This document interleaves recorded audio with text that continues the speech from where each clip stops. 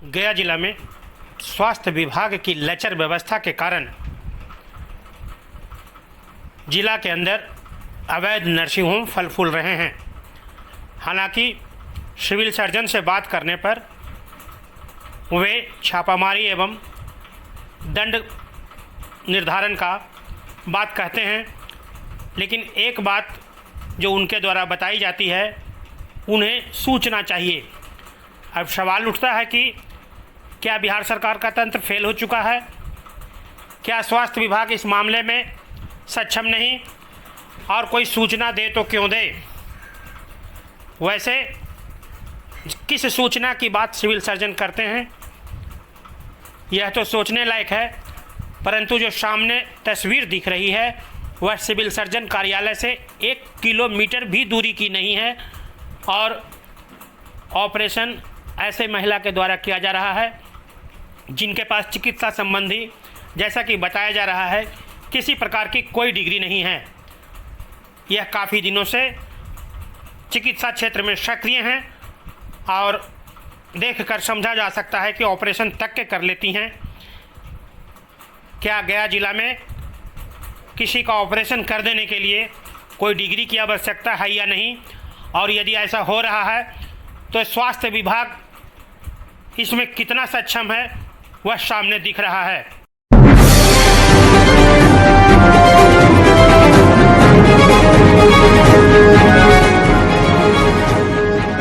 America से आए हुए रॉबर्ट रोजेन ने स्वास्थ्य अधिकारियों से गया जिला में की मुलाकात।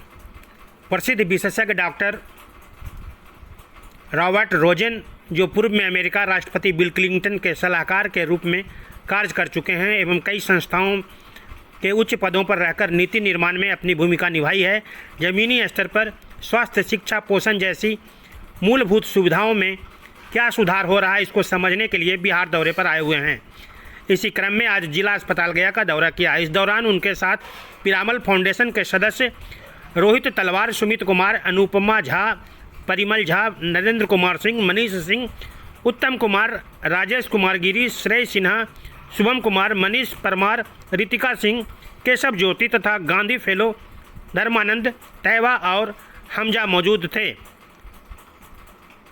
दौरे के दौरान रोजेन ने स्वास्थ्य विभाग के जिला कार्यक्रम प्रबंधक नीलेश कुमार और सिविल सर्जन डॉक्टर राजाराम प्रसाद से बिहार में लागू विभिन्न स्वास्थ्य प्रथाओं पर चर्चा की। डीपीएम ने बताया कि साक्षी टूल गवर्नेंस में डेटा विश्लेषण और मॉनिटरिंग के लिए बेहद उपयोगी सिद्ध हो रहा है। इसके माध्यम से प्राथमिक और उच्च स्तरीय स्वास्थ्य सुविधाओं के बीच बेहतर कनेक्टिविटी सुनिश्चित हुई है। इसके बाद रोजेन ने भव्य प्लेटफॉर्म के माध्यम से मरीज को पंजीकरण से लेकर जांच, दवा वितरण, आवश्यक सलाह आदि प्रक्रियाओं को बारीकी से अवलोकन किया जाना एवं मरीजों से स्कैन एवं शेयर पर फीडबैक भी जाना। इस अवसर पर डॉक्टर हेमंत ने आयुष्मान भारत डिजिटल मिशन के माध्यम से मरीज के स्वास्थ्य इतिहास के ट्रैकिंग की प्रक्रिया पर विस्तृत जानकारी साझा किया। दौरे के दौरान एमओटी इंचार्ज रीना ने इनक्वास लक्ष्य कायाकल्प से संबंधित प्रक्रिया और गुणवत्ता सुधार के लिए की जाने वाली दस्तावेजीकरण से संबंधित प्रक्रियाओं पर जानकारी दी। उन्होंने यह भी बताया कि साक्षी टूल से कमियों की पहचान करना और लाइव एक्शन प्रोजेक्ट लैब तैयार करना आसान हो गया है। बिहार में घरेलू उपभोक्ताओं को 125 यूनिट बिजली मुफ्त दिए जाने की सरकार की घोषणा के बाद आज संवाद कार्यक्रम में शामिल हुए मुख्यमंत्री नीतीश कुमार। गया में बोधगया निवासी नूरजहां खातून ने माननीय मुख्यमंत्री से सीधे संवाद किया। मुख्यमंत्री नीतीश कुमार आज एक अन्य मार्ग स्थित संकल्प से वीडियो कॉन्फ्रेंसिंग के माध्यम से राज्य के विद्युत उपभोक्ताओं के साथ आयोजित संवाद कार्यक्रम में शामिल हुए। मुख्यमंत्री विद्युत उपभोक्ता सहायता योजना के अंतर्गत सभी घरेलू विद्युत उपभोक्ताओं को अब प्रति माह 125 यूनिट तक निःशुल्क बिजली उपलब्ध कराए जाने की बात कही है। आज के कार्यक्रम में सभी जिलों के विद्युत उपभोक्ता जुड़े हुए थे। गया, सुपौल, नालंदा एवं मुजफ्फरपुर जिले की महिला उपभोक्ताओं ने मुख्यमंत्री के साथ संवाद किया। संवाद कार्यक्रम के दौरान सुपौल जिले की निवासी सुश्री कोमल कुमारी ने मुख्यमंत्री को प्रति माह 125 यूनिट बिजली निःशुल्क दिए जाने पर धन्यवाद दिया है। वहीं जो पैसा बचेगा उसे हम अपनी बेटी के खाते में जमा करेंगे, जिसका लाभ भविष्य में मेरी बेटी को मिलेगा, ऐसा उन लोगों ने बताया। गया जिले की नूरजहां खातून ने मुख्यमंत्री को धन्यवाद देते हुए कहा कि 125 यूनिट तक निःशुल्क बिजली उपलब्ध कराई जा रही है, इससे हमारे परिवार को फायदा हो रहा है। 125 यूनिट बिजली निःशुल्क होने से हमारा बिजली बिल 0 आया है। कार्यक्रम के दौरान ऊर्जा विभाग की उपलब्धियों पर आधारित एक लघु फिल्म प्रदर्शित की गई। संवाद कार्यक्रम के दौरान मुख्यमंत्री ने कहा कि आज विद्युत उपभोक्ताओं के साथ संवाद कार्यक्रम में शामिल होकर मुझे खुशी हो रही है। मुख्यमंत्री ने कहा कि वर्ष 2005 से राज्य में बिजली का काफ़ी बुरा हाल था। राजधानी पटना में भी 7-8 घंटे से ज़्यादा बिजली नहीं रहती थी। 24 नवंबर 2005 को राज्य में उन लोगों की सरकार बनने के बाद बिजली के क्षेत्र में सुधार हुआ, बड़े पैमाने पर काम हुआ। ऊर्जा विभाग का बजट बढ़ाया गया तथा बिजली की आपूर्ति बढ़ाई गई। आज राज्य के सभी गांवों एवं टोलों में बिजली पहुंचाई गई है। मुख्यमंत्री ने कहा कि उनके द्वारा शुरू से ही सभी लोगों को सस्ती दरों पर बिजली उपलब्ध कराते रहे हैं। बिजली खरीदने में सरकार को काफ़ी ज़्यादा पैसा खर्चा होता है, लेकिन लोगों को लागत से काफ़ी कम पैसा देना पड़ रहा है। उन्होंने कहा कि लोगों के हित में उन्होंने तय कर दिया है कि जुलाई माह के बिल से ही राज्य के लगभग सभी घरेलू उपभोक्ताओं को अब प्रति माह 125 यूनिट तक बिजली मुफ्त दी जाएगी। इसे लागू कर दिया गया है तथा राज्य के 1,89,00,000 घरेलू उपभोक्ताओं को काफ़ी लाभ हो रहा है। इस संदर्भ में आज गया जिला विद्युत विभाग के ईएसी ने भी कहा कि किसी भी प्रकार के उपभोक्ता जो घरेलू उपभोग कर रहे हैं उन्हें 125 यूनिट बिजली लाभ मिलेगा। शेरघाटी में भी संवाद कार्यक्रम में लोगों ने भाग लिया। गया जी जिले से सर श्रीमती नूरजहां खातून है सर, जो आपसे वार्ता करना चाहेंगी सर। गया जी। मेरा नाम नूरजहां खातून और बोध गया के रहने वाली हूँ। माननीय मुख्यमंत्री जी जो पिछले माह से 125 यूनिट जो बिजली का बिल जो निःशुल्क की है उसमें मेरा भी बिल 0 आया है और मेरा गांव 200 घर की बस्ती है जिसमें लगभग सभी का बिल 0 आया है। जो हम 400 से 500 रुपया जो बिजली के बिल जम देते थे, आज जो बचेगा उससे मैं अपने बच्चों को अच्छी तरह कॉपी कलम किताब से अच्छी से पढ़ा सकूंगी और अपना घरेलू ज़रूरतों को भी पूरा कर सकूंगी। और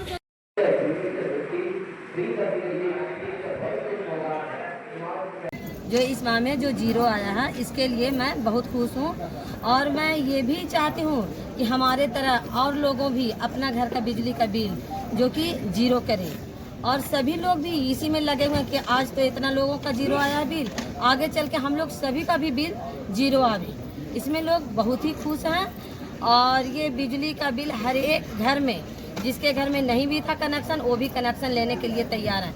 ज़्यादातर के देखा जाए कि जो महादलित के टोला था उसमें काफ़ी लोग बिजली लेने से कनेक्शन करने से डर रहता था उनको, मगर आज उन लोग बहुत निश्चिंत है कि आज मेरा भी घर में रोशनी होगा और हम अपने बच्चों को भी बिजली कनेक्शन ले करके रात में अपना पढ़ावेंगे और उजाला में रहेंगे। इसके लिए सभी लोग ये सोचते हैं और भी कि हम लोग जो बिजली का बिल जो भरते थे उससे आज हम लोग मुक्त हो गए हैं कि जो आज हमको बिजली का बिल नहीं देना पड़े। इससे हम लोग बहुत ही खुश हैं और सभी लोग यही चाहते हैं कि आगे चल के भी हम लोग को इसी तरह गरीबों लोग को जो कि हमारे मुख्यमंत्री जी हम गरीबों के लिए इसी तरीका के काम करते रहें और हमारे मुख्यमंत्री के लिए हम लोग दुआएं करते रहें। अच्छा, जो पैसा बचेगा हर जगह लोगों ने माननीय मुख्यमंत्री जी का संवाद सुना है और बड़ी संख्या में लोगों ने इसमें हिस्सा लिया और बहुत ज़्यादा लोगों का बिजली का चूँकि 125 यूनिट तो सभी का मुफ्त हुआ है, लेकिन हमारे कई ऐसे घर हैं जिसमें पूरा का पूरा बिल 0 आ गया है। खास करके जो महादलित बस्तियां हैं उनमें 0 बिल कई लोगों का आया है क्योंकि उनका कंजम्पशन 125 यूनिट से कम रहता था। लोगों में बहुत खुशी और सभी ने माननीय मुख्यमंत्री जी का संवाद सुना। और हम लोग ये सब कुछ जारी रहेगा। इस संबंध में कंज्यूमर जो बैठे हैं उनसे भी बात किया जा सकता है। एक मेरा सीधा सा क्वेश्चन है सर कि जो बिजली बिल जो है 100 सरकार जो फ्री किया है 125 यूनिट, क्या रेंटर के लोग को भी फ्री होगा? जो भी डोमेस्टिक उपभोक्ता हैं, कॉमर्शियल नहीं, जो घरेलू उपभोक्ता हैं, उनको 125 यूनिट फ्री बिजली मिलेगी। रेंटर को भी? रेंटल अगर रेंटल किसी कॉमर्शियल प्लेस में नहीं रहते हैं, अगर घरेलू परिसर में रहते हैं, तो उनको स्वाभाविक है कि उनके यहाँ घरेलू मीटर लगा हुआ तो 125 यूनिट फ्री मिलेगा। Thank you. बहुत अच्छा है।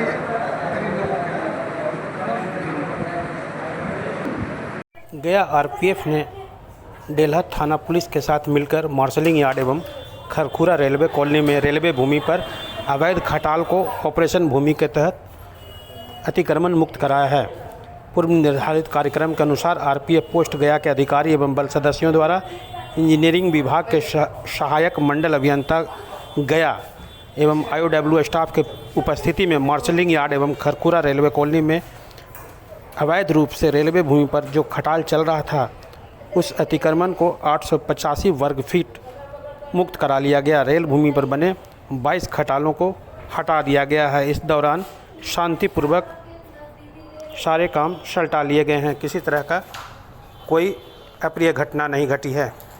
गया जी पुलिस के द्वारा आज खनन माफियाओं के चोरी छुपे अवैध रूप से ले जाए जा रहे बालू पर कार्रवाई की गई, जिस कार्रवाई के तहत बालाचट्टी थाना क्षेत्र से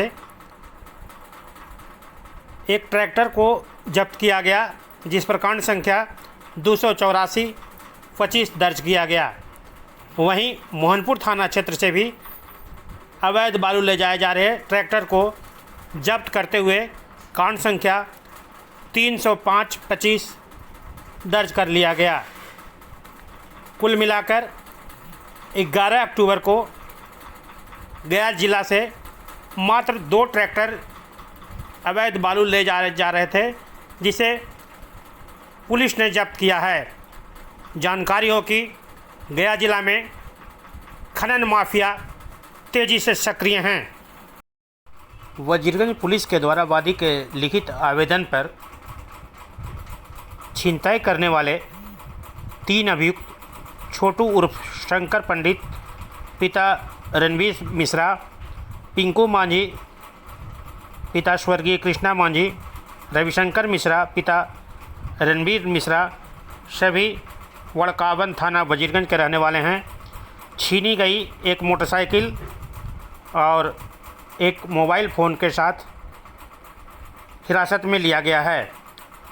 पकड़ाए अभियुक्त छोटू उर्फ शंकर पंडित के निशानदेही पर इस कांड में संलिप्त 2 अन्य पिंकू मांझी, रविशंकर मिश्रा को छीनी गई मोटरसाइकिल एवं घटना कारित करने में उपयोग किए गए मोटरसाइकिल के साथ गिरफ्तार किया गया। पकड़ाए तीनों अभियुक्तों का आपराधिक इतिहास खंगाला जा रहा है। उक्त छापामारी CCTV फुटेज के अवलोकन एवं आसूचना संकलन कर इस कांड में संलिप्त अभियुक्त को हिरासत में लिया गया है। जानकारी हो कि वजीरगंज थाना कांड संख्या 532/25 दिनांक 11 अगस्त को ही यह कांड दर्ज किया गया था, जिसे बहुत जल्द पुलिस ने सफलता हासिल कर ली है। भारतीय कम्युनिस्ट पार्टी शाखा द इंजीनियरिंग अंचल समिति मानपुर गया जी का शाखा सम्मेलन कारखाना के डिस्पैच में कॉमरेड अरविंद यादव की अध्यक्षता में संपन्न हुई। कारखाना के कई मजदूरों, राजनेताओं तथा पहलगांव में मारे गए आतंकी हमले में शहीद लोगों एवं जहाज दुर्घटना में मृतक लोगों के प्रति 2 मिनट का मौन रखकर श्रद्धांजलि दिया गया। शाखा सचिव कॉमरेड शंभू पंडित ने विगत कार्यों का रिपोर्ट पेश किया। 4 साथियों ने बहस में हिस्सा लिया। कतिपय संशोधन के साथ रिपोर्ट पास हुआ। अंचल सचिव जगनारायण प्रसाद ने उद्घाटन भाषण करते हुए कहा कि शाखा पार्टी का रीढ़ होता है। शाखा जब मजबूत होगा तभी आगे पार्टी में भी मजबूती मिलेगी। 24/8/25 को अंचल सम्मेलन सीमानगर में तथा जिला सम्मेलन 30/8/25 को एवं 31/8/25 को खिजरसराय के बिठा पंचायत के अवगारी में होना है। आगामी विधानसभा चुनाव में बदलो सरकार बचाओ बिहार के नारों के साथ आगामी 8 सितंबर 25 को पटना रैली में भाग लेने की अपील किया गया। बताया गया कि भारतीय कम्युनिस्ट पार्टी का राज्य सम्मेलन 9 सितंबर से 11 सितंबर तक पटना में होना है। उसमें सभी सदस्यों को भाग लेने के लिए कहा गया।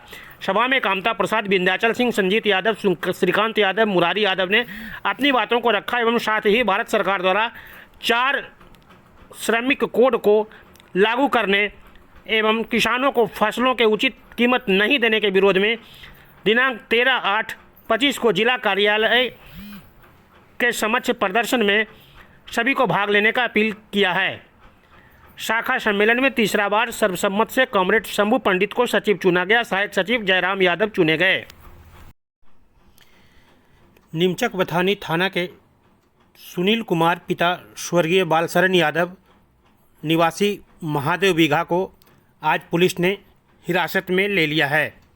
जानकारी हो कि इनके खिलाफ वादी के द्वारा फर्द बयान दिया गया था कि जब वादी के पुत्र दुकान से निकल रहा था तभी सन्नी कुमार अपने सहयोगियों के साथ मिलकर गाली गलौज करने लगा और मना करने पर जान मारने की नीयत से लाठी डंडा से मारकर बुरी तरह जख्मी कर दिया, जिसका इलाज के क्रम में इनके पुत्र की मृत्यु हो गई। इसके बाद नीमचक बथानी थाना कांड संख्या 28/2020 6 मार्च 2020 को दर्ज करते हुए अनुसंधान किया जा रहा था, जिसमें इसकी गिरफ्तारी हुई है।